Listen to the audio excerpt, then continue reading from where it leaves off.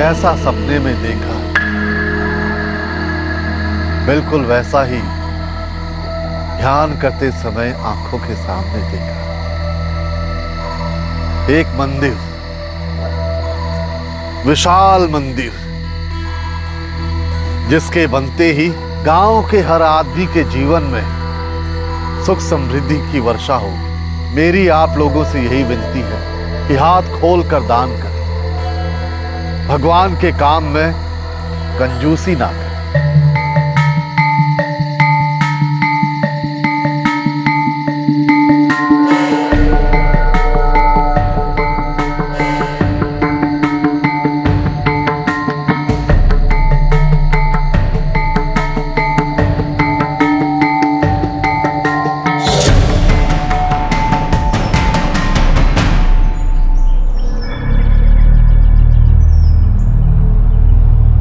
अरे गुरुजी ने कई बार कहा था कि वो अकेले होकर के तपस्या करना चाहते हैं, इसलिए पहाड़ी पर गए होंगे। पहाड़ी पर? उधर तो रोज मैं बकरियां चराने जाता हूँ, लेकिन पिछले 7 दिनों से मैंने गुरुजी को वहां नहीं देखा, और आज भी नहीं देखा। देखो, गुरुजी पर हम लोग को फालतू में शक नहीं करना चाहिए। वो कहीं ना कहीं तपस्या कर रहे हैं, और तपस्या खत्म होगी वैसे ही वापस आ जाएंगे। चलो चलो।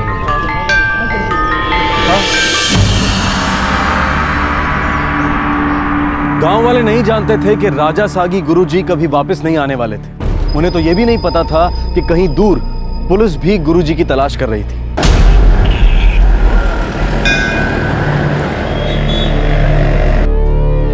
ये 3 और पहले के 3 नंबर सभी स्विच ऑफ है। सर पक्का कोई झोल है। इस गुरुजी का कुछ पता नहीं, आता कहां से जाता कहां है किसी को पता नहीं, मानो हवा में गायब हो जाता। निकम, ऐसा तो नहीं कि कोई हमारे साथ गेम खेल रहा है?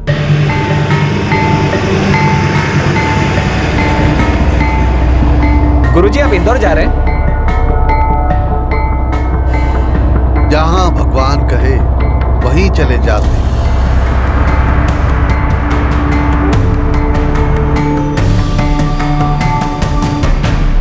गुरुजी का कुछ पता नहीं चल रहा था। पुलिस को कुछ पता नहीं चल रहा था कि गुरुजी कहां गया है और वो कहां होगा। लेकिन पुलिस गुरुजी को क्यों तलाश रही थी?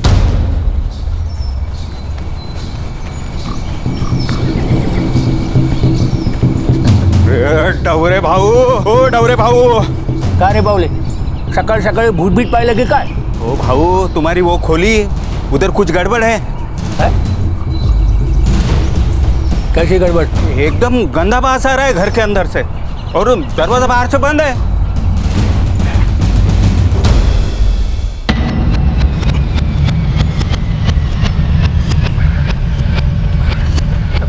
गुरुजी कहाँ है? पता नहीं, 2 दिन से किसी ने देखा नहीं उन्हें।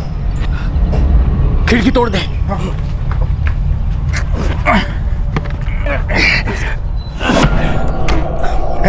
तोड़ने के लिए कुछ ले गया?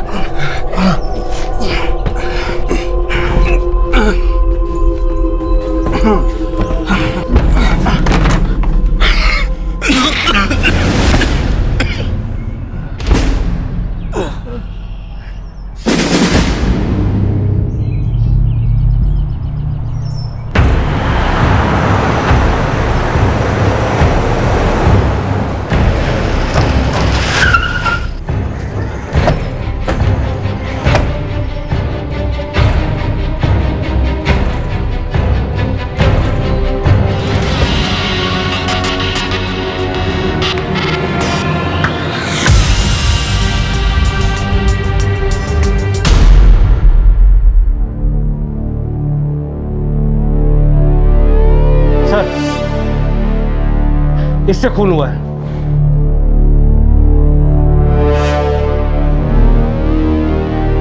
ये गुरुजी कौन है और नाम क्या है उसका? राजा सागी गुरुजी। इस वक्त कहाँ है? पता नहीं साहब, 2 दिन से किसी ने देखा नहीं उन्हें। तूने कहा तू जानता है ना इन दोनों को? हाँ साहब, ये रोहिणी है, अपने अमरदेव की बेटी। ये अमरदेव कौन?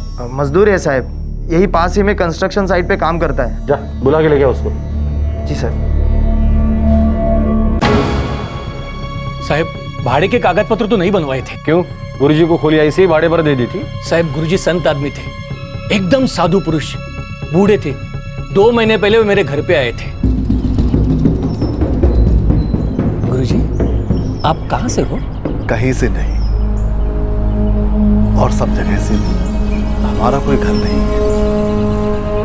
पता नहीं यहाँ कितने दिन रहूंगा, बस कुछ दिनों के लिए रहने का ठिकाना मिल जाए। यहाँ के लोगों का भला करने आया हूँ, वो करके फिर ऐसे ही लोगों की तलाश में निकल जाऊंगा जो दुखी हैं, जिन्हें मेरी जरूरत है। सर वो सच में संत आदमी थे, उन्हें यहाँ आए हुए 2 महीने हुए थे। सभी चाल वालों के साथ बहुत अच्छे से रहते थे और हम सबका हाथ देकर भविष्य भी बताते थे। वो अमरदेव है, रोहिणी के पिता।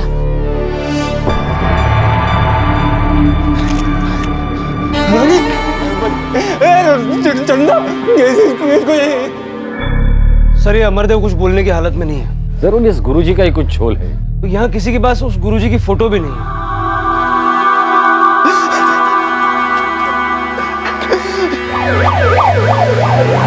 एक काम करो, इस अमरदेव को पुलिस स्टेशन बुला लो और हाँ, आसपास के लोगों से पूछताछ करो। किसी न किसी को कुछ न कुछ तो जरूर पता होगा। वो गुरुजी यहाँ अचानक आया कैसे और ये सब करके गायब भी हो गया। किसी ने तो देखा सुना जरूर होगा। भगवान तुम्हारा भला करे। तो गुरुजी आप इसी गांव में रुकने वाले हैं? तुमने इस गांव का नाम क्या बताया बेटा? अंबर गांव गुरुजी। अंबर गांव? हाँ जी। यही तो वो गांव है जो हमारे सपने में आया था। भगवान ने हमसे कहा कि वो इस गांव में बसना चाहते हैं। बेटा, गांव वाले भगवान को यहाँ बसने देंगे ना? गुरुजी गांव वाले तो पागल हो जाएंगे सुन के। गुरुजी आपका नाम क्या है? जय देव, जय देव, जय देव। इनको बहुत जोर से मारा है और इस लेडी के ब्लड में भी अल्कोहल के ट्रेसेस मिले हैं। घर में भी हमें 2 बियर की बोतल और एक देसी दारू की बोतल मिली। हाथापाई के कोई निशान नहीं है। इसका मतलब इनको नींद में ही मारा गया है।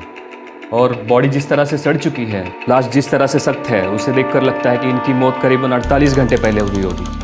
आज 15 तारीख है, मतलब ये सब 12 तारीख की रात या तो 13 तारीख के सुबह हुआ होगा। 13 के सुबह सुबह ही हुआ होगा, क्योंकि दोनों के पेट में पार्शियली डाइजेस्टेड खाना मिला है। मीन्स खाना खाने के कुछ घंटों बाद। घर में भी हमें चावल और चिकन के कुछ पीसेस मिले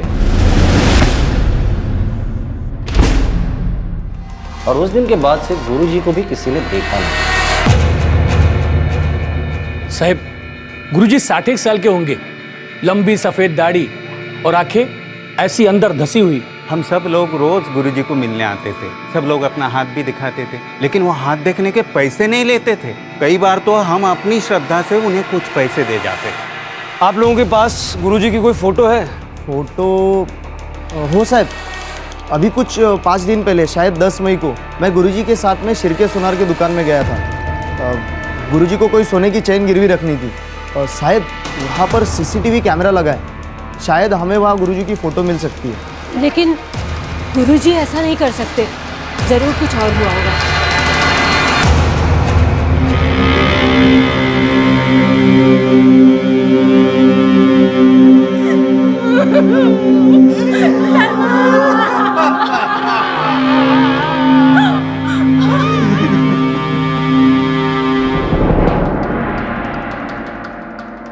क्या हुआ साहब?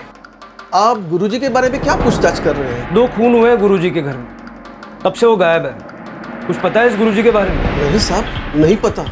पर गुरुजी तो ऐसा नहीं कर सकते, वो तो एकदम संत आदमी है साहब। 5 दिन पहले यानी 10 मई को वो ये चेन आपके पास गिरवी रखने आया था। मुझे उस दिन का CCTV फुटेज देखना है। हाँ हाँ साहब, अभी दिखा देता हूँ, आ जाइए।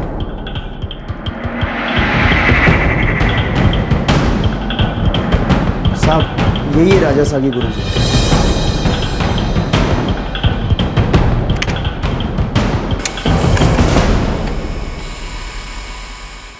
साहिब, हम मजदूर लोग हैं। मैं और मेरी बीवी मजदूरी करते हैं साइट पे। रहने का ठिकाना भी नहीं है हमारे पास। जहाँ काम करते हैं वहीं रहते हैं। पास के बनोली गांव के हैं। तुम्हारी बेटी रोहिणी और उसकी बेटी चंदा इस राजा सागी गुरुजी के घर में क्या कर रहे थे? गुरुजी अकेले रहते थे साहब, और हमारी बेटी उनकी सेवा करती थी साहब। बहुत बुढ़े आदमी थे। हमारी उनके ऊपर बहुत श्रद्धा थी। वो बहुत दयालु थे, हमारी बहुत मदद करते थे।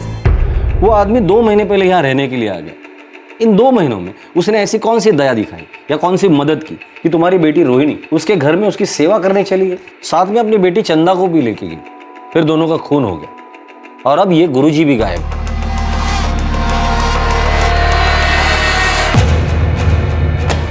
सर, इस राजासागी गुरुजी ने 5 दिन पहले शिरके ज्वेलर्स के यहाँ एक सोने की चेन गिरवी रखी थी। क्या तुम्हारी बेटी सोने की चेन पहनती थी? नहीं साहब। पति कहाँ है उसका? मैथिली साहब, 4 साल पहले वो छोड़ के चला गया, वापस अभी तक आया नहीं। अमरदेव, मुझे लगता है तुम हमसे कुछ छुपा रहे हो। ये गुरुजी तुम्हें मिला था कहाँ? साहिब, 1 साल पहले मिले थे। हमारे गांव बनौली में आए थे और फिर हमारे साथ ही रहते थे। वो क्या अचानक आसमान से टपका था क्या? नहीं साहब, वो अतुल लाया था। मैं उनको अतुल के घर पे ही मिला था साहब, और फिर वो मेरे साथ रहने लगे। ये बात 1 साल पहले की। फिर गुरुजी पूना चले आए जहाँ तुम काम करते हो। फिर तुम्हारी बेटी ने तय किया कि वो गुरुजी की सेवा करे, इसलिए वो उनके साथ रहने लगे, साथ में अपनी बेटी चंदा को भी लेके गई। जी साहब। इस गुरुजी का कोई नंबर है तुम्हारे पास? रिश्ता, तुम्हारे पास नंबर है ना सारे? डायरी में, घर पे। सारे मतलब? उसके कई सारे नंबर थे क्या? हाँ। मुझे वो डायरी चाहिए।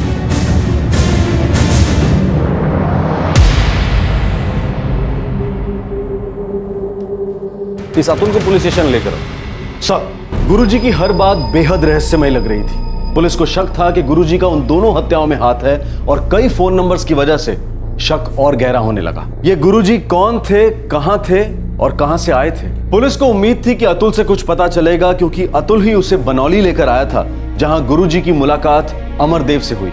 अमरदेव, जिसकी बेटी रोहिणी और नातिन चंदा का खून हो चुका था।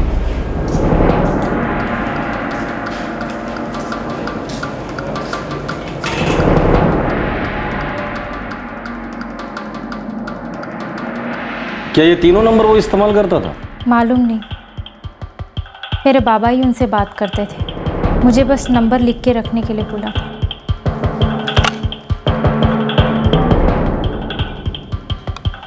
The number you have called is currently switched off. Please try it. The number you have dialed is currently unavailable.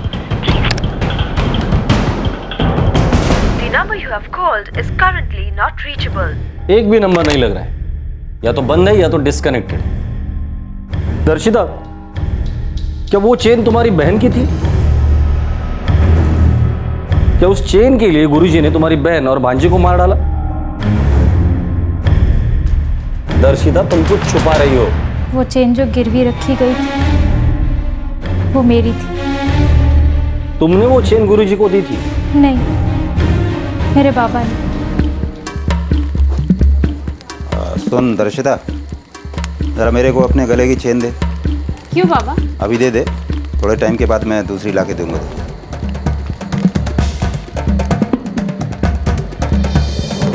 मुझे तो बाद में पता चला कि वो चेन मेरे बाबा ने राजासागी गुरुजी को दी थी। तुम्हारे बाबा ये सारी बातें हमसे क्यों छुपा रहे हैं? मालूम नहीं साहब। दर्शिता, तुम्हारी बहन गुरुजी के साथ उनके घर में क्यों रहने लगी थी? वो गुरुजी की सेवा करती थी जब वो हमारे साथ बनौली में रहते थे। फिर 8 महीने बाद गुरुजी यहाँ आ गए तो वो उनकी सेवा करने के लिए उनके घर चली गई। गुरुजी को लगा कि एक औरत उनके घर में रह रही है, ऐसा जानकर लोग तरह तरह की बातें करेंगे, इसीलिए उन्होंने मेरे बाबा से कहा कि वो ताई से शादी करना चाहते हैं। वो दोनों शादीशुदा थे? हाँ।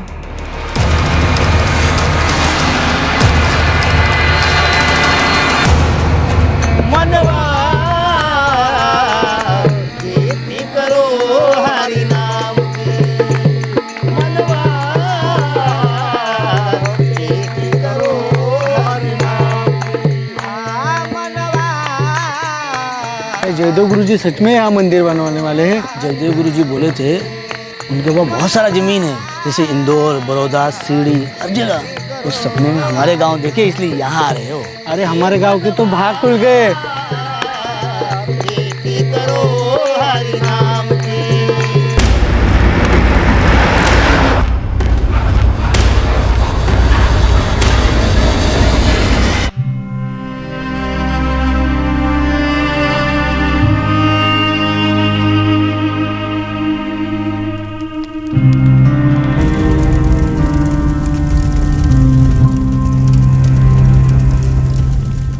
साहब मुझे नहीं पता राजासा के गुरुजी कहाँ है। तू ही इस गुरुजी को बनौली गांव लेके आया था।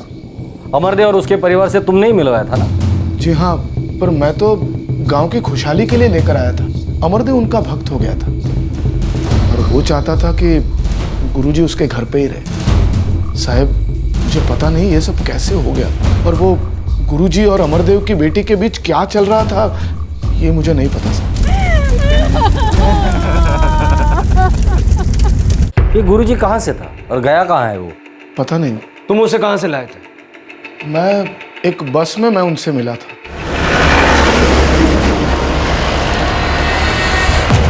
साहब मैं सिन्नर जा रहा था। सिन्नर नासिक के पास? जी हाँ, वहाँ मेरा बड़ा भाई रहता है। बस में गुरुजी से मिलना हुआ था। बेटा मुझे पता नहीं होता कि मैं कहाँ जा रहा हूँ। जहाँ लोगों को मेरी जरूरत होती है वहाँ चला जाता हूँ। जहाँ भगवान का आदेश होता है वहाँ चला जाता हूँ। पर गुरुजी आप तो कहते हो कि आपके पास बहुत सारी जमीन है, इतनी सारी जगह है, फिर भी आप यहाँ वहाँ क्यों घूमते रहते हो? जो मेरा है वो सबका है। मेरी सारी जमीन सबकी है। लोगों का दुख दर्द मेरा है। जमीन लेकर क्या करूंगा मैं तो बैरागी हूं, घूमता रहता हूं। लोगों को ईश्वर के दर्शन कराने की इच्छा है। गुरुजी क्या आप मेरे गांव चलोगे? पूना के पास बनौली गांव में ही रहता हूं। बेटा जहां लोगों को मेरी जरूरत होती है वहां मैं अवश्य जाता हूं। तो तुम्हारे बुलाने पर गुरुजी वहां आया था? जी हाँ। तुमने उसे कांटेक्ट कैसे किया? उन्होंने अपना फोन नंबर मुझे दिया था। इसमें से कौन सा नंबर? याद नहीं, पर मेरे पास उनके और नंबर है। और नंबर मतलब? हाँ उनके पास 3 नंबर थे।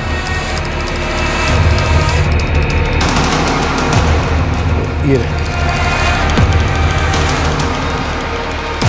The number you have called is currently switched off. The number you have dialed is currently unavailable.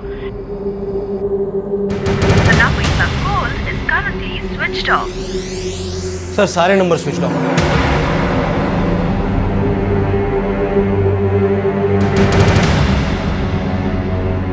ये गुरुजी का झोल क्या है? पता नहीं साहब, अमरदेव से मिलवाने के बाद गुरुजी से मेरी ज्यादा बातचीत नहीं हुई।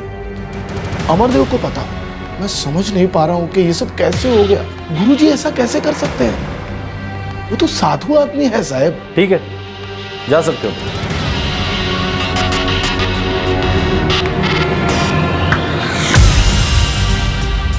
ये 3 और पहले के 3 नंबर सभी स्विच ऑफ है। सर पक्का कोई झोल है। इस गुरुजी का कुछ पता नहीं, आता कहां से जाता कहां है किसी को पता नहीं, मानो हवा में गायब हो जाता है। निकम की ऐसा तो नहीं कि कोई हमारे साथ गेम खेल रहा है?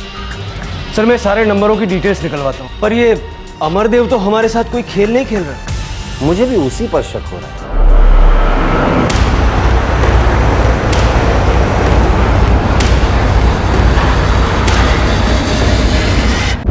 साहब मैं बहुत गरीब आदमी हूँ, मैं क्या खेल खेलूंगा।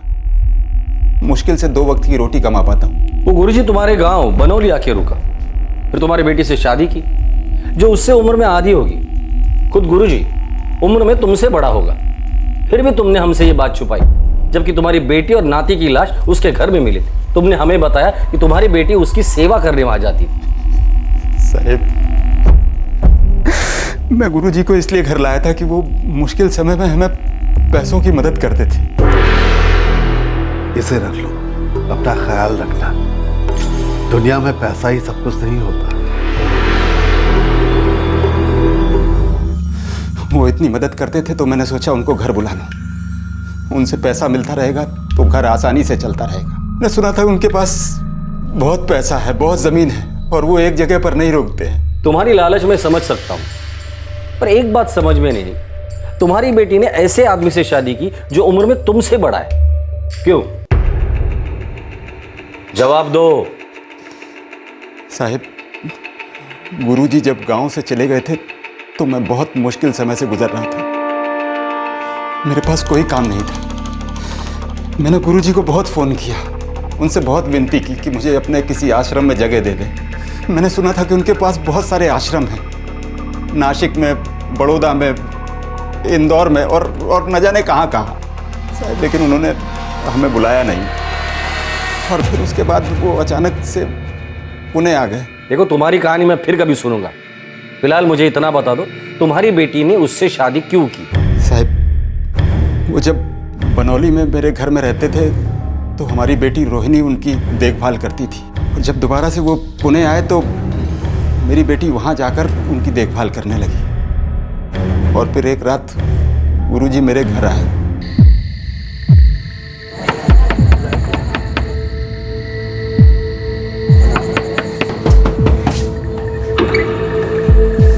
अरे गुरुजी, आप आइए, अंदर आइए। आइए गुरुजी।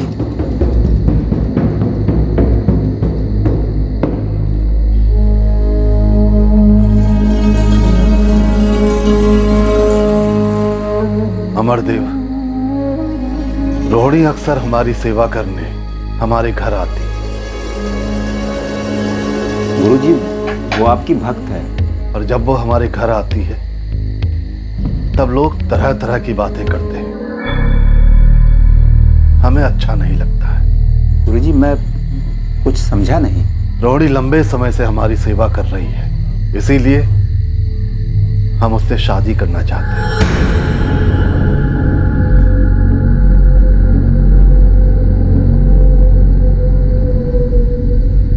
सुनकर मुझे भी धक्का लगा साहब कि मेरी उम्र से बड़ा आदमी मेरी बेटी के साथ शादी करेगा। लेकिन फिर मैंने अपनी बेटी रोहिणी से पूछा तो उसने हाँ कर दी। मुझे समझ में नहीं आ रहा था कि क्या करूं, और फिर साहब मैंने भी हाँ कर दी।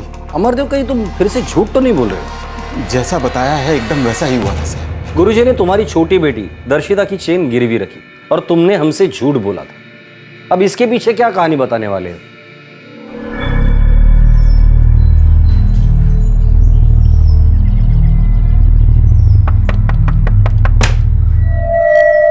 नमस्ते गुरुजी। अमरदेव, पैसा तो मेरे पास भी नहीं है। गुरुजी, बहुत मुश्किल हालात से गुजर रहा हूँ, कुछ मदद कर दीजिए। मैंने कहा ना, मेरे पास तुम्हें देने को कुछ भी नहीं है। ऐसा मत कीजिए, आप तो बहुत बड़े आदमी हैं, आपके पास किस चीज की कमी है? अमरदेव, तुमको भी पैसा चाहिए और मुझको भी। मेरे पास मेरे भक्तों को फोन करने के लिए फोन में रिचार्ज कराने के लिए पैसे भी नहीं है। अब उनसे फोन करूंगा तभी कुछ होगा। दर्शिता के गले में एक सोने की चेन है, तुम उसे ले आओ, मैं उसे गिरवी रख दूंगा। जो भी पैसा आएगा आधा तुम रख लेना, आधा मैं। जैसे ही मेरे भक्तों का पैसा आ जाएगा मैं उसे छुड़ा लूंगा। मैंने गुरुजी की मदद से चेन गिरवी रखी थी और आधा पैसा तुमने रख लिया। ये नाटक क्या है? कौन है ये गुरुजी? राजा सागी गुरुजी। मुझे सिर्फ इतना ही पता है। मुझे क्या पता था कि वो मेरी बेटी और नातिन का खून कर देगा। उनका खून गुरुजी ने किया है या तुमने? साहिब, आप एक बात बताओ, मुझे अपने बच्चों का खून करके क्या मिलेगा? ये सब उस गुरुजी का किया हुआ है। अब मुझे क्या पता था कि वो ऐसा करना चाहता? मुझे तो उस पर पूरी श्रद्धा थी साहब। धीरे धीरे सच सामने आने लगा कि गुरुजी एक पाखंडी धोखेबाज था जो लोगों को अपने जाल में फंसाता था। पर अभी तक ये नहीं पता चला था कि वो था कौन, कहां का रहने वाला था और अभी कहां था। और वो आश्रम, वो जमीन जो उसने दावा किया था कि उसकी थी, क्या वो सच था?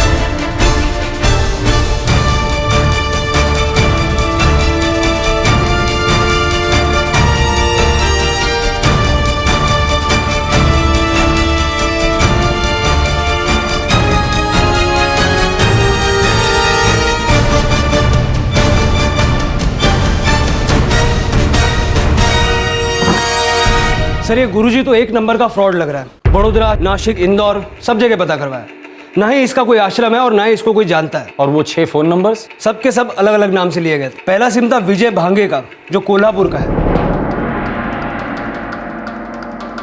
दूसरा सिम था मुंबई के पास विरार के रहने वाले उदित मांद्रे के नाम। तीसरा सिम था रमेश शर्मा के नाम पर, जो भोपाल का रहने वाला। चौथा सिम था योगेश भाटे, नासिक। पांचवा विजेंद्र विश्वास, इंदौर। और छठा था पीके नारायण, बेंगलोर।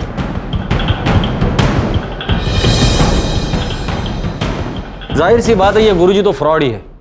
अच्छा, ये सारे नाम और एड्रेस असली है या नकली? सर सारे नाम असली हैं और सारे पते सही हैं। ये सब गुरुजी के पक्के भक्त हैं।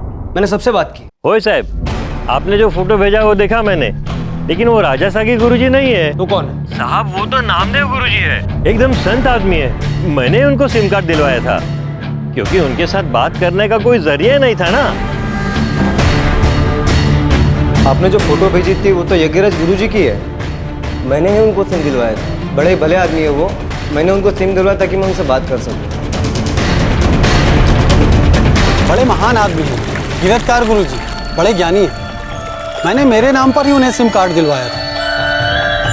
आपको जरूर कुछ गलत फहमी हुआ है। उनका नाम तो श्री सार्थक गुरुजी है। मेरे घर में उनका फोटो लगा है। मैं रोज सुबह शाम उनके पाँव छूता हूँ साहब। जय वरदराज गुरुजी। आप उनको राजा सागी नाम कैसे दे सकते हैं? बड़े संत महात्मा है वो। हाँ, उनको मैंने सिम दिलवाया था। उनको मैं और बहुत कुछ देना चाहता था, लेकिन उन्होंने मना कर दिया मुझे। लोकनाथन गुरुजी एकदम शांत आत्मा है।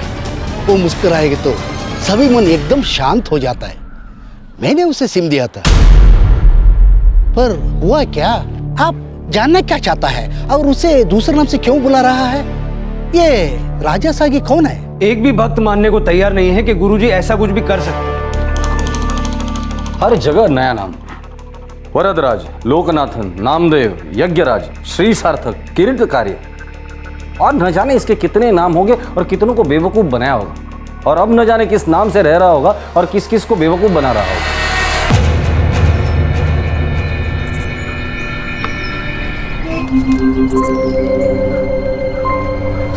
लीजिए गुरुजी। भगवान तुझे लंबी उम्र दे।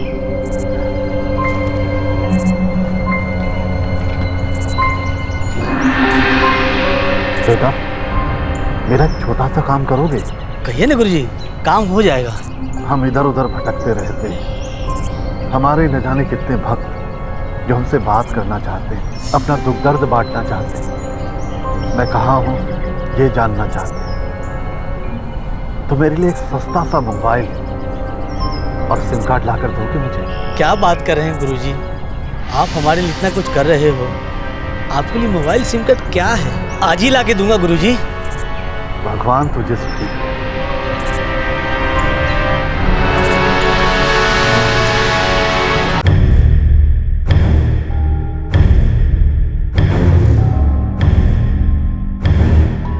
सर इन सारे भक्तों के अलावा एक और भक्त है जिसने इसको सिम कार्ड दिलवाया था। उसका नाम है अनुभा, सूरत गुजरात से। और इस गुरुजी ने इन सारे नंबरों से उससे बात की। ये अनुभा कौन है? भक्त है, कहती है कि गुरुजी उसके लिए पिता समान है।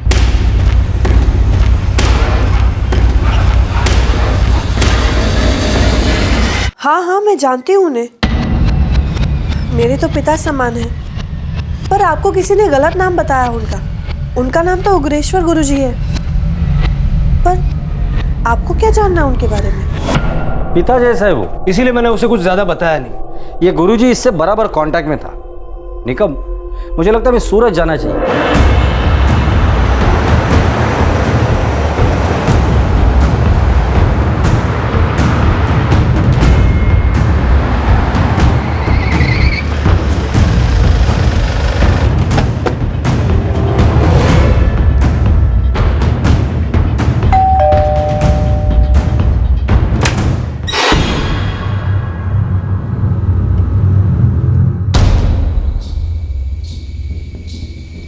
आपने गुरुजी के बारे में जानने के लिए फोन किया था ना? ये देखिए। आपको जरूर कुछ गलतफहमी हुई है। ये उग्रेश्वर गुरुजी हैं। जो आपके पिता समान है। जी हाँ, पिछले 6 सालों से, जब से मैं उनसे यहाँ सूरत में मिली तब से। सूरत में कहाँ मिली थी आप उनसे? जी यही एक मंदिर है, बस वहीं पर।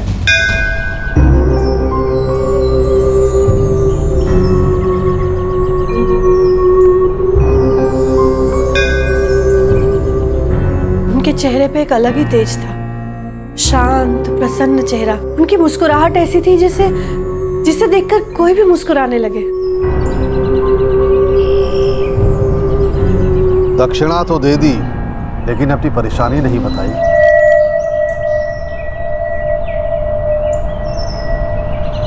जब तक तेरे चेहरे पे खुशी ना देख लूं, मैं ये दक्षिणा नहीं ले सकता। मुझे और मेरे बारे में कुछ भी जाने बिना गुरुजी को पता चल गया कि मैं किसी परेशानी में हूँ। 100 में से 80 लोग मंदिर में इसलिए जाते हैं क्योंकि वो परेशान होते हैं। और ये जानने के लिए किसी रॉकेट साइंस की जरूरत नहीं है कि आप किसी न किसी प्रॉब्लम से गुजर रही हैं। आप कहना क्या चाहते हैं? उग्रेश्वर गुरुजी ढोंगी है? पूरे 6 साल से जानती हूँ उन्हें। उनसे पूछे बिना आज तक मैंने कोई नया काम शुरू नहीं किया। अच्छा लगा सुनकर। एक बार फोन लगा दीजिए ना उन्हें। वो बैरागी आदमी है, आज यहाँ तो कल वहाँ, हर जगह खुशियाँ बांटते फिरते हैं वो। चलो मान लिया, एक बार फोन तो लगा लीजिए। हम भी तो उनसे आशीर्वाद ही तो लेना चाहते हैं। मेरी उनसे 2 महीने से बात नहीं हुई है, कहीं यात्रा पर गए होंगे। उनके पास कोई फोन नहीं होता। भक्त उन्हें कोई फोन दे देता है तो उसी से बात कर लेते हैं और दोबारा उसे इस्तेमाल नहीं करते। ये क्या है? एक औरत और उसकी बेटी की बड़ी बेरहमी से हत्या की गई थी और आपके उग्रेश्वर गुरुजी इसमें शामिल है। ये नहीं हो सकता। उग्रेश्वर गुरुजी संत आदमी है। संत गुरुजी जिसके इतने नाम है कि नाम याद रखना मुश्किल हो जाता है। राजा सागी, वरदराज, लोकनाथ, नामदेव, योगराज, श्री सार्थक, किरीटकारी और आपके हिसाब से उग्रेश्वर गुरुजी। अनुभा जी, हम समझ सकते कि कैसे इसने आपको झांसे में लिया होगा, लेकिन अच्छा ये होगा कि आज के बाद आपके उग्रेश्वर गुरुजी अगर आपको कांटेक्ट करें या आपका उनसे कांटेक्ट हो जाए तो सबसे पहले आप हमें खबर करें।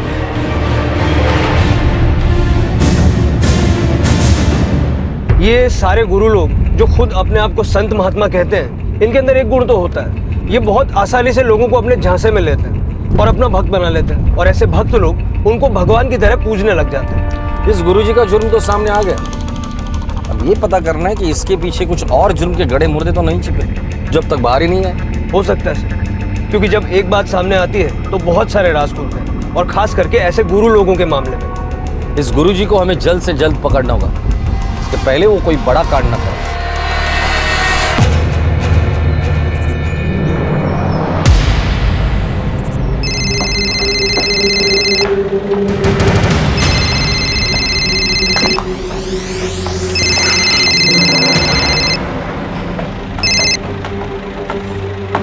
हेलो, जय हो अमरदेव। गुरुजी आप हो किधर? कहीं भी नहीं, और सब जगह। रोहिणी और चंदा कैसे? गुरुजी आपने ऐसा क्यों किया? मैंने क्या किया? मैंने तो सिर्फ ये जानने के लिए फोन किया कि वो लोग कैसे हैं। गुरुजी आपने मेरी बेटी और नातिन का खून किया है। पागल हो गए हो क्या? या ये तुम्हारा कोई नया नाटक है? मुझे फंसाना चाहते हो?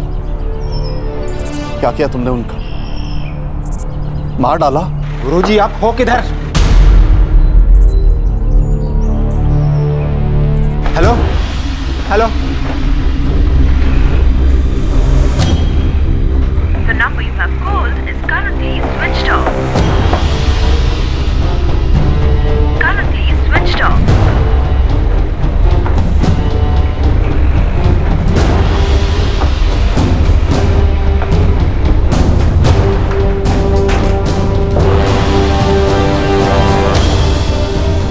इसी नंबर से फोन आया था?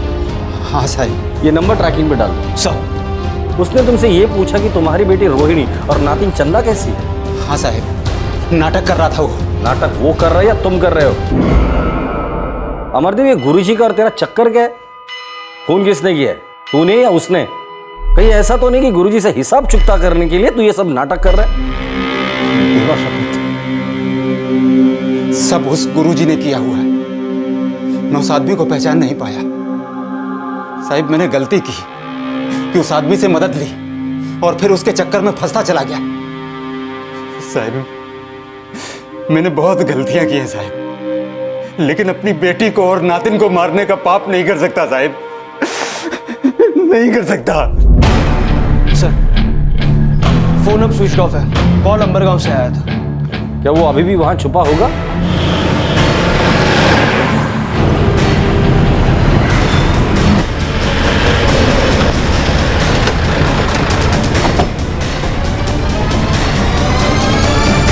आप लोगों ने इसे कहीं देखा है? ये तो जयदेव गुरुजी का फोटो है। हम सब इन्हीं के लिए तो आए हुए हैं। ये मिलेंगे कहाँ? ये अभी तक तो आए नहीं है। हम सभी लोग इसी बात को लेकर चिंतित हैं। क्या मंदिर बनवाने के नाम पर उन्होंने आप लोगों से कोई पैसे लिए थे? हाँ साहब, गुरुजी बोले थे कि उन्होंने सपने में मंदिर देखा था और वही मंदिर गांव में बनवाना चाहते हैं। कोई सपना वपना नहीं देखा था उसने। अपना सपना तुम लोगों को बेचकर पैसे लेकर भाग गया है वो। मिलेगा कहाँ? क्या हुआ साहब, आप हमारे गुरुजी को क्यों ढूंढ रहे हो? 2 औरतों का मर्डर किया है उसने। उसी सिलसिले में उससे पूछताछ करनी है। नहीं साहब, आपको गलतफहमी हो गई है। जानकारी देने के लिए धन्यवाद। आप लोग सिर्फ इतना बता दीजिए गुरुजी मिलेगा कहाँ। उनसे मिलकर ही मैं मेरी गलतफहमी दूर कर लूंगा। पता नहीं साहब, सुबह कीर्तन करने के लिए बुलाए थे लेकिन अब तक नहीं आया वो। और जहां तक मुझे पता है वो आएगा भी नहीं।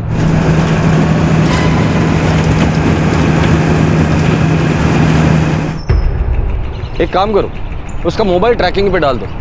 हो सकता है अभी तक उसने सिम कार्ड निकाल कर फेंक भी दिया हो। और कोशिश करने में क्या जाता है? सर, ये आदमी हर जगह एक ही सपना बेचता है, एक ही तरीके से लोगों को अपने जाल में फांसता है। हर बार नया गांव, नए लोग, और इसको हर बार एक नया शिकार मिल भी जाता है। निकम, इस दुनिया में ऐसे लोगों की कमी नहीं है जो अपने फायदे के लिए कुछ भी कर सकते हैं, फिर चाहे वो आम इंसान हो या कोई फ्रॉड गुरुजी। किसी को भी भगवान बना लेते हैं। सर, अंबरगांव, वहां से नंदुरबार, फिर अकोला, बीच बीच में मोबाइल ऑन करता है फिर ऑफ कर देता है। अभी तक इसने कोई कॉल नहीं किया है, लेकिन लग रहा है कि ये लगातार ट्रैवलिंग में है। हो सकता है इन सारी जगहों पर इसने लोगों को पहले से ही फंसाया था, इसलिए वो रुक नहीं रहा है। लेकिन फिर भी इन सारी जगहों पे तुम नजर रखो, तो किसी नए शिकार की तलाश में हो और कोई ना कोई निशान तो जरूर पीछे छोड़ेगा। सब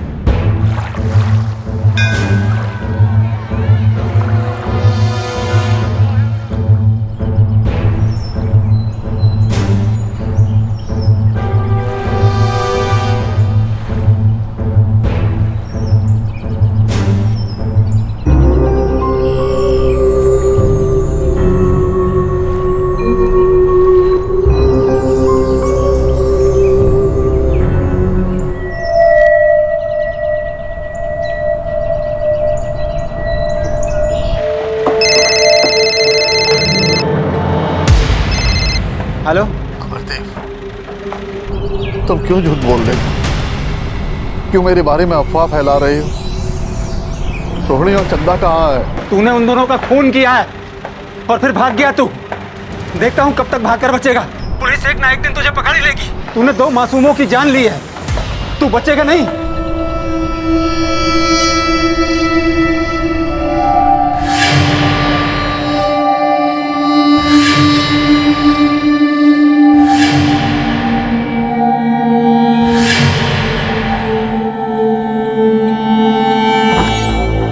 बाबा, मैं काम पे जा रही हूँ। ठीक है बेटा। क्या वजह थी कि गुरुजी बार बार अमरदेव को फोन कर रोहिणी और चंदा के बारे में पूछ रहा था, जिनका के खून हो चुका था? क्या वो सचमुच बेकसूर था या फिर उसका अपराध उसे खाया जा रहा था? इस दूसरे फोन कॉल ने गुरुजी की तलाश को तेजी दे दी। सर, कॉल वाराणसी से किया गया था। फोन अभी भी ऑन है और लोकेशन वाराणसी है। दोबारा उसका कॉल है तो उसको बातों में उलझाए रखना। उसको विश्वास दिलाना कि पुलिस को उस पर बिल्कुल भी शक नहीं। निकम, वाराणसी चलना होगा। पूरे चांसेस है कि वो वहीं छुपा होगा।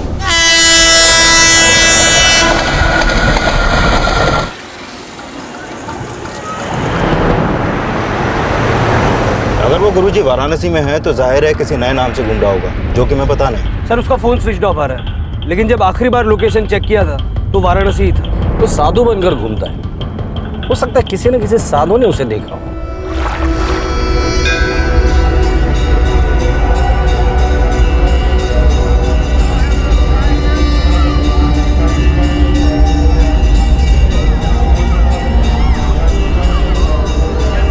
उम्र 60 के आसपास होगी।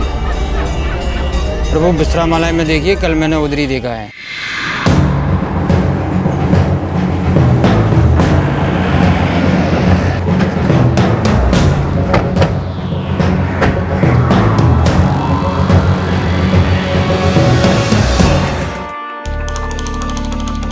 साहब यहाँ तो बहुत से साधु रुके हुए हैं, सभी बूढ़े हैं और सभी की दाढ़ी लंबी है। हाँ, उनमें से कईयों की सफेद भी होगी, पर इन्हें मैंने यहाँ कभी देखा है या नहीं मुझे याद नहीं। ठीक है, हमें सभी रूम की तलाशी लेनी होगी। साधु लोग नाराज हो जाएंगे।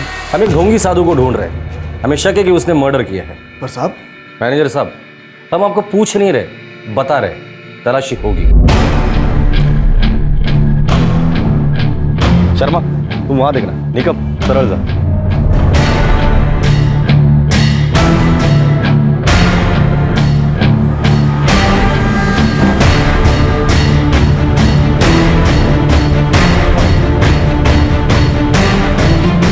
माफ करना बाबा।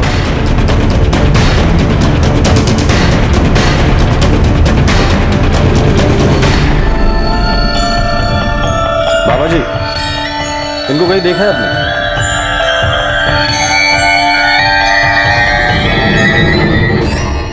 कहीं ऐसा तो नहीं कि यहाँ से निकल कर कहीं और चला गया हो सकता है सर। हमें कुछ और लोगों से पूछताछ करनी चाहिए। हो सकता है बाई चांस वो यहीं पर हो और फिर भागने में कामयाब ना हो जाए। एक काम करते, दूसरी जगह।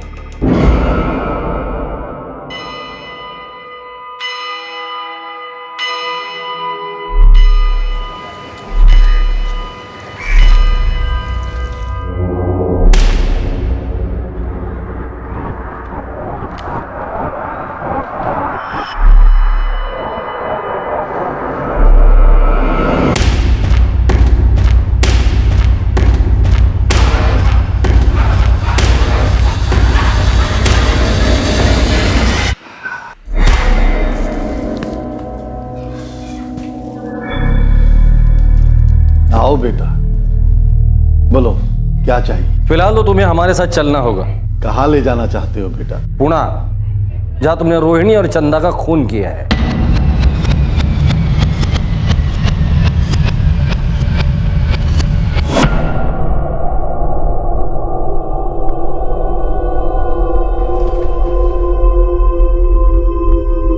जल्दी से डॉक्टर के पास लेके चलो।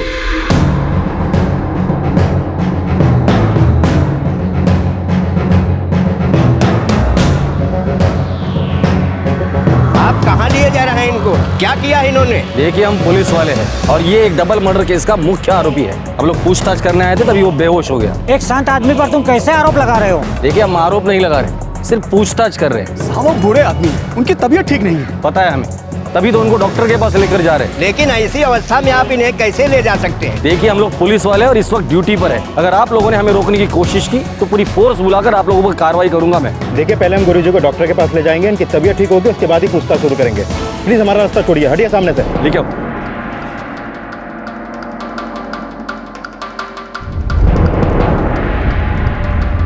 डर गया होगा।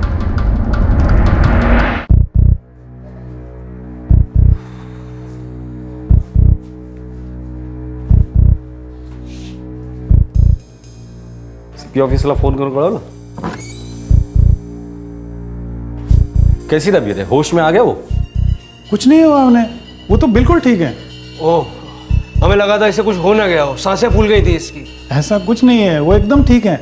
आप चाहें तो उन्हें पुणे लेके जा सकते हैं और चाहें तो पूछताछ भी कर सकते हैं। अच्छी एक्टिंग कर लेते हो। वैसे यहाँ किस नाम से रह रहे थे गुरुजी? नाम में क्या रखा है बेटा, जो देना चाहो दे दो। गुरुजी, आपके झांसे में हम लोग आने वाले नहीं हैं। कुछ कड़वे सवाल है जिनके जवाब आपको देने हैं। अब तक बहुत से भक्तों का भला किया ना तूने, अब तेरा भला हम लोग करेंगे पूना में।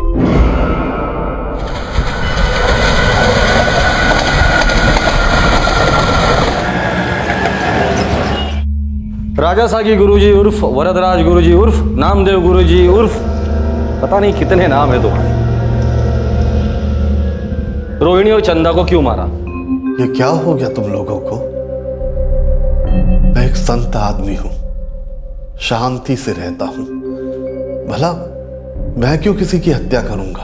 अबे 60 साल के बुढ़े, एक नंबर का फ्रॉड और ढोंगी आदमी है तू। और मैं दावे के साथ कह सकता हूं रोहिणी और चंदा का खून भी तूने ही किया। अच्छा यही होगा कि सब कुछ सच सच बता दे। कौन है तू, कहां से आया है और रोहिणी और चंदा को क्यों मारा? सब कुछ सच सच बता दे, वरना मैं मेरी तरीके से तेरा मुंह खोल दूंगा। एक बूढ़े आदमी को परेशान कर रहे हो तुम। भगवान तुम्हें कभी माफ नहीं करेगा, तुम्हें कभी शांति नहीं मिलेगी। चलेगा, मुझे शांति नहीं मिलेगी तो भी चलेगा। जो मुझे चाहिए वो बता दे। कौन है तू, कहां से आया है, और रोहिणी और चंदा को क्यों मारा?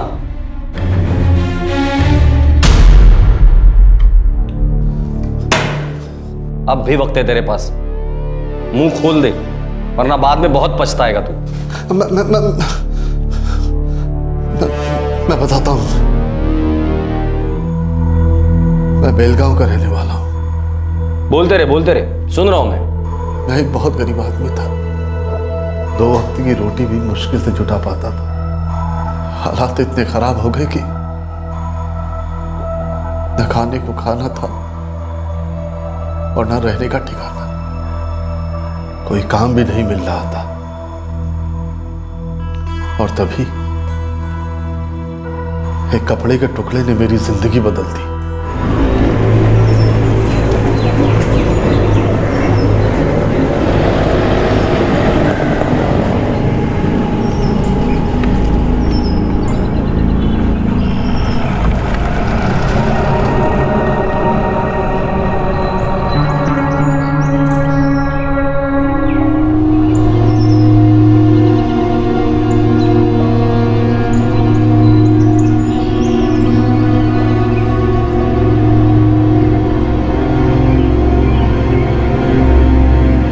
सोने की कोई जगह नहीं थी।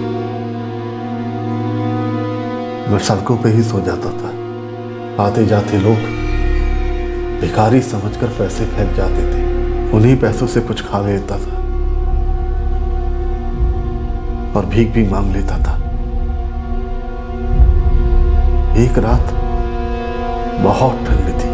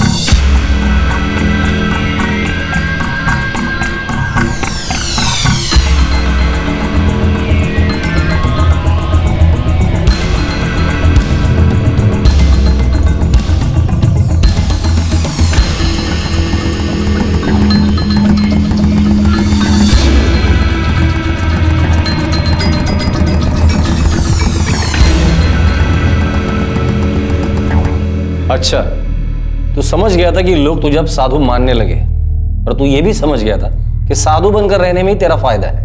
हो सकता है मुझे सिद्धि प्राप्त हो गई।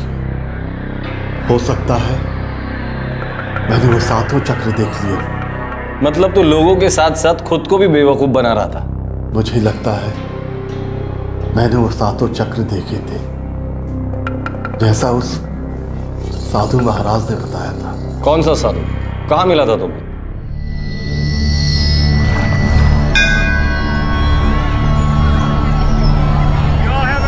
तेरे जीवन में बहुत संघर्ष है बेटा। और कितना संघर्ष गुरुजी, पूरी जिंदगी संघर्ष ही तो करता आया हूँ। खाने के लिए, सोने के लिए, जीने के लिए, कुछ और किया ही नहीं मैंने गुरुजी। थक गया हूँ ऐसी जिंदगी से गुरुजी। चक्रों का दर्शन कर लो बेटा, 7 चक्रों का दर्शन। इन चक्रों के दर्शन करते ही तुम सिद्ध पुरुष बन जाओगे और तुम्हारा सारा संघर्ष समाप्त हो जाएगा। मैं ये 7 चक्र कैसे देख पाऊंगा गुरुजी? इतना आसान नहीं है बेटा। वो इंसान ही तुम्हें 7 चक्रों का दर्शन करा सकता है जिसकी मृत्यु हो चुकी है। तूने 7 चक्र देखने के लिए रोहिणी और चंदा को मार डाला? नहीं, ये 20 साल पुरानी बात है जो साधु महाराज ने मुझे बताई थी। तूने बताया तू बेलगांव से, तो नासिक में क्या कर रहा था? जब तक मुझे सिद्धि प्राप्त नहीं हुई थी, मैं काम की तलाश में यहाँ वहाँ भटकता रहता था। रहने का कोई ठिकाना नहीं था। आजाद था मैं, जैसे आत्मा होती है, सभी बंधनों से आजाद। तुम्हारा असली नाम क्या है? नाम में क्या रखा है? आत्मा का कोई नाम नहीं होता, वो बिल्कुल साफ होती है। मल्लिकार्जुन, मल्लिकार्जुन मुदिराज। ये आदमी इतने आसानी से सच बोलने वाला नहीं है। इसने जरूर किसी घटिया मकसद से औरत को और बच्ची को मारा होगा। मुझे शक है इसने पहले भी कुछ न कुछ तो कांड जरूर किया होगा। बेलगांव का रहने वाला है मल्लिकार्जुन मुदिराज। एक काम करो, बेलगांव पुलिस से इसके बारे में पूछताछ करो। सर, गुरुजी किसी भी सवाल का सीधा जवाब नहीं दे रहा था और पुलिस जानती थी कि वो कहानियां बना रहा है। जैसे उसने अलग अलग जगहों पर अब तक लोगों को बेवकूफ बनाया था, वैसे ही वो अब पुलिस को बनाने की कोशिश कर रहा था। तहकीकात के पहले दौर में एक नाम सामने आया और गुरुजी का कहना था कि वही उसका असली नाम है। क्या वो नाम असली था? क्या इस असली नाम के साथ भी कोई जुर्म जुड़ा था?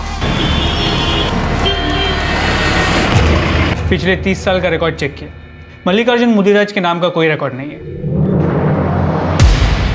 साहब, मैंने म्युनिसिपल ऑफिस में पता किया तो कोई एक चंद्रबाबू मुदिराज से बात हुई। इन दोनों के बीच में कोई कनेक्शन है? हाँ साहब, मैं मल्लिकार्जुन को जानता हूँ। कौन है वो? मेरा चचेरा भाई है साहब। क्यों साहब, क्या हुआ? नहीं, कुछ नहीं। बताइए ना साहब, कहाँ है वो? ये चंद्रा बाबू रहता कहाँ है? यही पास में, उसका एड्रेस है मेरे पास।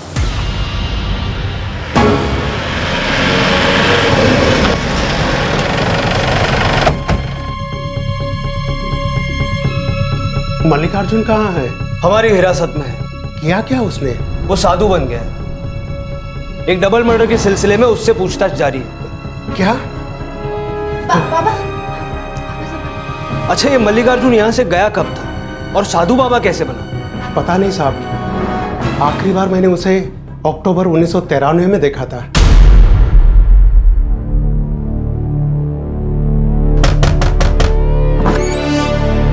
अरे मल्लिका, हाँ अंदर।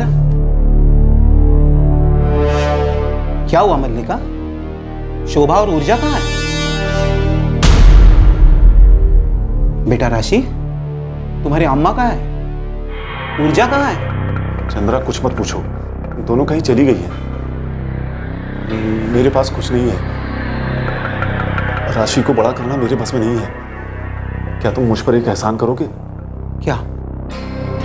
इसे अपने पास रख लो, बस जब तक मैं वापस नहीं आता इसका ख्याल रखो।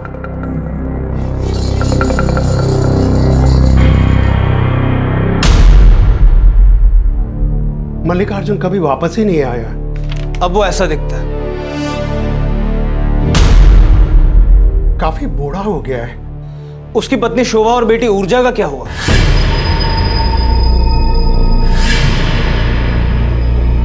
पता नहीं साहब, उसने कभी कुछ बताया नहीं और राशि ने भी कुछ नहीं बोला।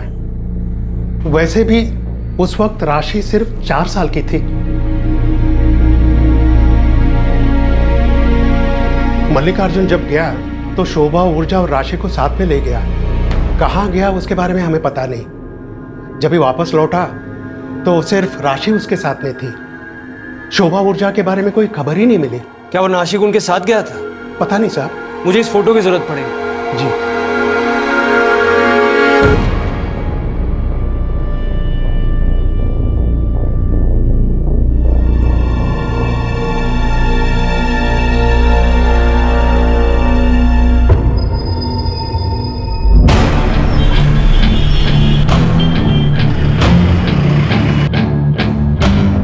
बीस साल पहले की बात है। तब ये मल्लिकार्जुन, जो अब ढोंगी गुरुजी बना हुआ है, नासिक आया था अपनी पत्नी शोभा और बेटियों ऊर्जा और राशि के साथ। बाद में उसकी पत्नी शोभा और बेटी ऊर्जा का कुछ पता नहीं चला। 20 साल पहले पुराने रिकॉर्ड्स चेक करने पड़ेंगे। मेरी पत्नी और बच्ची के साथ क्या हुआ पता नहीं। वो नासिक में उनके साथ ही रहता था ना? हाँ, वो मेरे साथ रहते थे, पर कहाँ चले गए पता नहीं। देख, झूठ बोलना बंद कर दे। तेरी बेटी राशि तेरे साथ थी और तेरी बीवी और दूसरी बेटी ऊर्जा का है, तुझे पता नहीं? यही सच है। मेरी पत्नी मेरी बड़ी बेटी को लेकर कहाँ चले गई पता नहीं। सर, एक केस है 20 साल पहले का, जो अभी तक अनसॉल्व्ड है। क्या केस? क्या शोभा और ऊर्जा, ये दो नाम इसमें शामिल हैं? जी हाँ सर। शोभा उम्र 30, ऊर्जा उम्र 5। दोनों की लाश गायत्री लॉज में मिली थी, मर्डर हुआ था। एक मिनट, ये शोभा है? ये उस वारदात की जगह का पंचनामा है। गायत्री लॉज के मैनेजर को इन दोनों की लाशें 27 अक्टूबर 1993 की सुबह मिली थी। अक्टूबर 1993, ये वही समय है जब मल्लिकार्जुन अपनी बेटी राशि को लेकर अपने चचेरे भाई चंद्रा बाबू से मिलने बेलगाम गया था। ओ गॉड, क्या हुआ सर? जरा ये पढ़ो।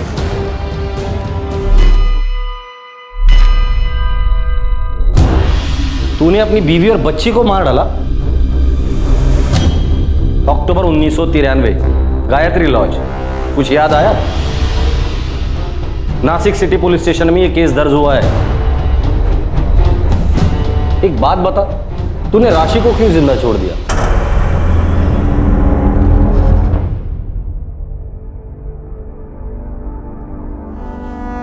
क्या कहूँ बच्चों को, बच्चे खाना मांग रहे हैं। मैं क्या बोलूं शोभा, तुम तो मेरी हालत जानती हो। कहानी सुना के सुला दो उनको। मेरे पास पैसे नहीं है, कल लॉज का भाड़ा भी भरना है, पता नहीं वो कैसे दूंगा।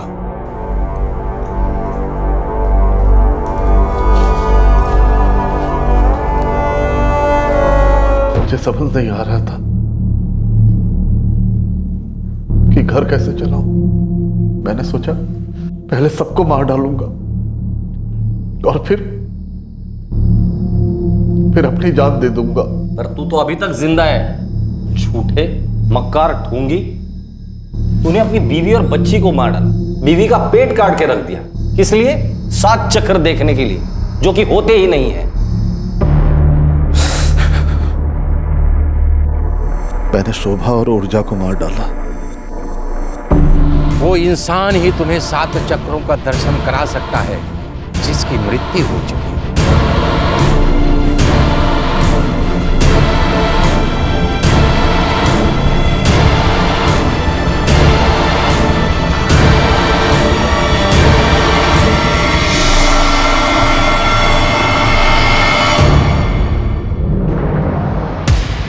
कमीना इंसान है तू। 20 साल पहले तूने अपनी बीवी और बच्ची को मारा था 7 चक्र देखने के लिए, और आज 20 साल के बाद उसी चीज के लिए तुमने रोहिणी और उसकी बेटी चंदा को मार डाला। नहीं, मैंने इस वजह से रोहिणी और चंदा को नहीं मारा। तो फिर क्यों मारा? रोहिणी मेरे साथ नैना जैसा बर्ताव करने लगी थी। अब ये नैना कौन है? मैं उससे सोलापुर में मिला था।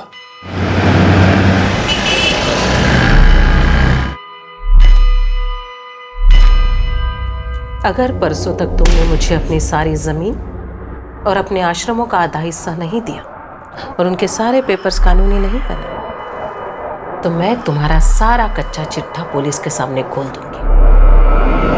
और हाँ, ये मत समझना कि मैं सिर्फ धमकी दे रही हूँ। देवा, मैं नैना से प्यार करने लगा था। वो मेरी एक भक्त की बेटी थी। मैंने उससे शादी कर ली।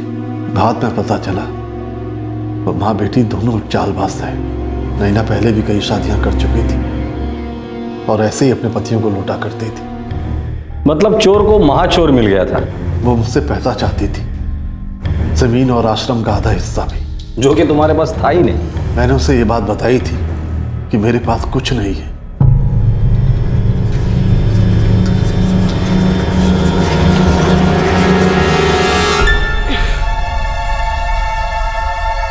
मुझे बेवकूफ समझने की कोशिश मत करना।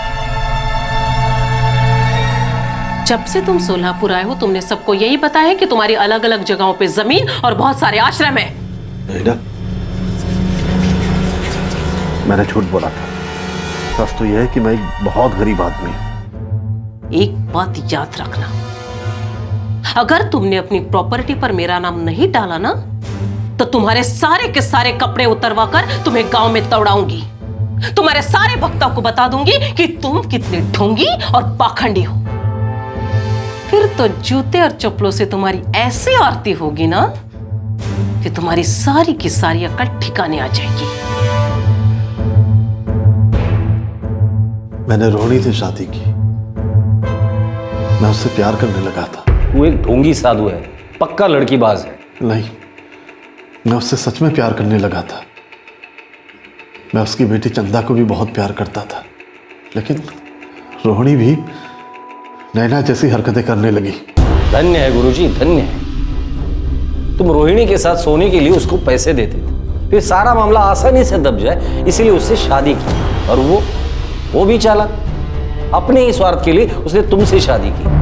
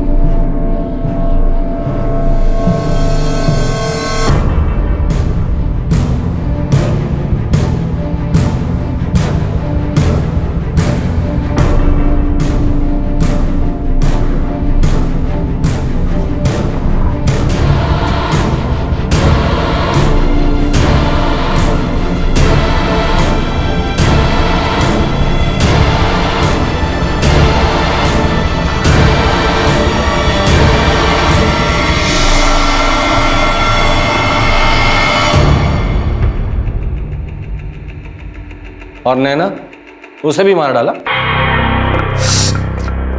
उसे नहीं मारा।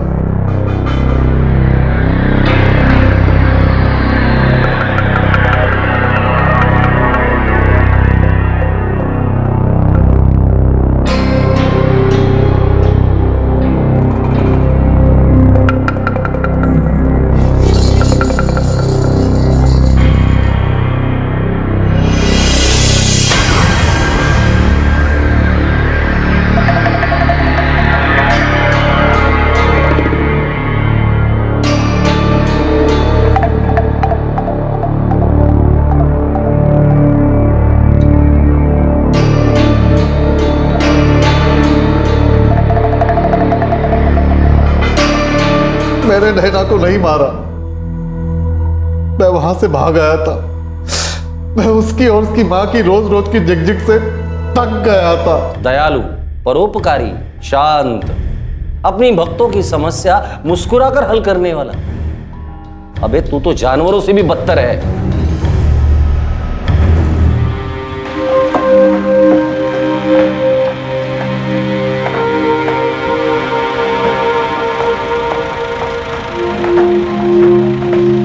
अमरदेव, बस लगा रहे, दिन की मजदूरी नहीं चाहिए क्या?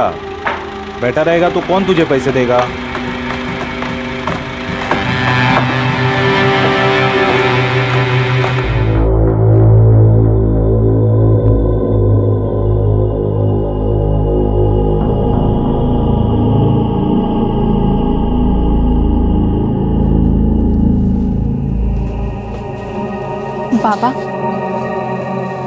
पापा मैं बहुत छोटी थी, मुझे तो ठीक से कुछ याद भी नहीं है। हाँ, बस इतना ज़रूर याद है कि अम्मा और दीदी बिस्तर पर शांत लेटे हुए थे। बाबा मैं काम पर जा रही हूँ।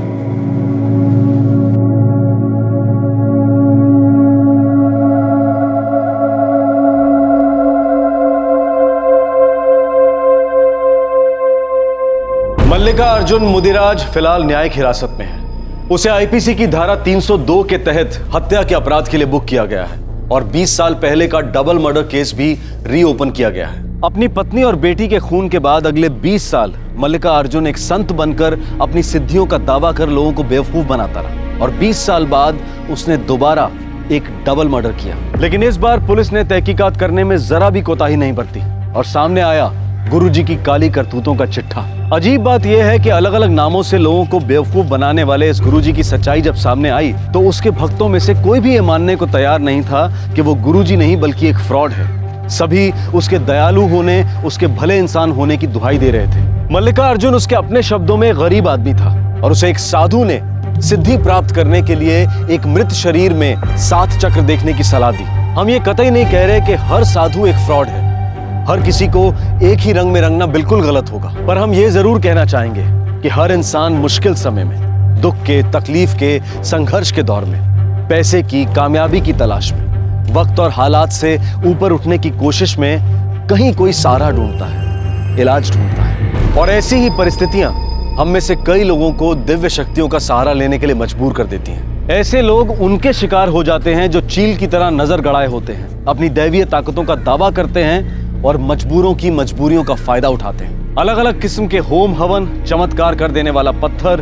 दान करो तो पाप से मुक्ति, भूखे को खाना खिलाओ तो कर्मों के अकाउंट में इजाफा और किस्मत बदलने के नुस्खे देने वाले नीम हकीमों की कमी थोड़ी है इस दुनिया में। आपसे फिर मुलाकात होगी क्राइम पेट्रोल दस्तक में एक और नए केस के साथ। तब तक अपना ख्याल रखें, सुरक्षित रहें और याद रखें, मुसीबत के समय अपने परिवार, अपने दोस्तों, अपने प्रियजनों और अपनी अंदरूनी शक्ति पर ज्यादा विश्वास रखें। जय। इस तरह के और भी एपिसोड देखने के लिए हमारे चैनल को सब्सक्राइब करें और बेल आइकन दबाना ना भूलें।